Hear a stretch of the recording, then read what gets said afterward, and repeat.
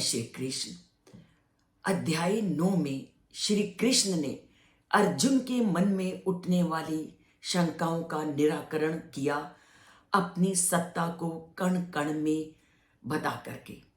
और यह भी उन्होंने स्पष्ट किया कि मैं इस धरती पे उत्पन्न होने वाले सभी लोगों के लिए सहज रूप से प्राप्य हूं, पर यह मनुष्य पर निर्भर करता है कि वो मुझको प्राप्त करने का प्रयत्न करते हैं कि नहीं। और ये भी मनुष्य का भाग्य है कि मैं उसके सामने अपना पूरा पृष्ठ खोल देता हूं। अगर वो मुझे प्राप्त करना चाहते हैं तो वह प्राप्त कर सकते हैं, और अगर नहीं प्राप्त करना सकते तो ये उनका भाग्य है। तो ईश्वर को प्राप्त करना मुश्किल नहीं, पर इसको प्राप्त करने के लिए हमें जीवन धारा में कुछ परिवर्तन करने की आवश्यकता होती है, तथा उनके स्वरूप को जानने की आवश्यकता होती है। और जब तक हमारे मनोमस्तिष्क पर अज्ञान का पर्दा है तो हम उस परम पिता परमात्मा को नहीं जान सकते। उसको जानना है तो गीता को अपनाना है, गीता को अपनाना है तो श्लोकों को प्रतिदिन सुनना है, और जीवन धारा को परिवर्तित करना है और समय को निकालना है।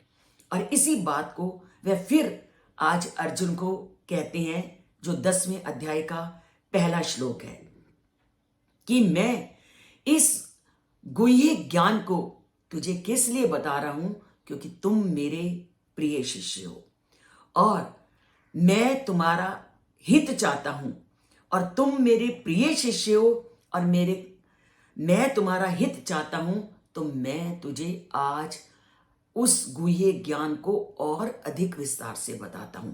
तो क्या कहते हैं, भूया एव महाबाहु शृणु मे परमं वचः यत् ते अहम प्रियमाणाय वक्ष्यामि हित कामया। क्योंकि मैं तुम्हारा हमेशा प्रिय चाहता हूं और तुम्हारे हित की कामना करने वाला हूं, इसलिए अब मैं जो तुम्हें वचन बताने जा रहा हूं इस अध्याय में, उसको बड़े ध्यान से सुनना।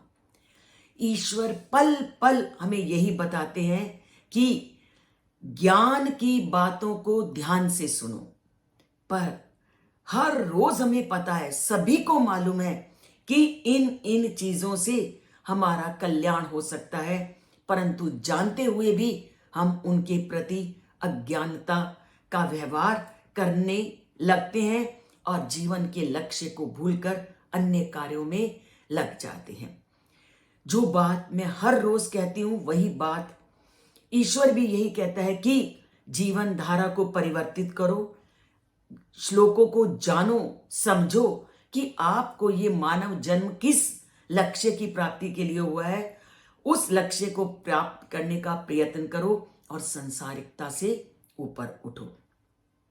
ईश्वर बार बार हर मानव को यही कहते हैं कि मैं तुझे और सामान्य व्यक्ति या सबको एक जैसा मौका देता हूं।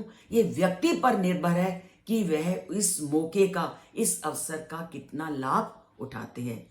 तो उठाते हैं उस गीता के श्लोकों का लाभ और अपने जीवन को उसके अनुकूल चलाने का प्रयत्न करते हैं और उस समय को निकालते हैं ताकि हम एक श्लोक को सुन सकें और जीवन में उसको उतार सकें और अपने जीवन को उसके अनुसार ढाल सकें।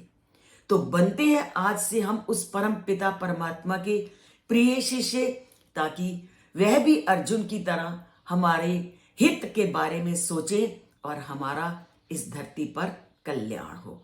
तो धरती पर कल्याण हो, ईश्वर के हम प्रिय बने। तो चैनल को सब्सक्राइब करें और चैनल को लाइक करें। जय श्री कृष्ण।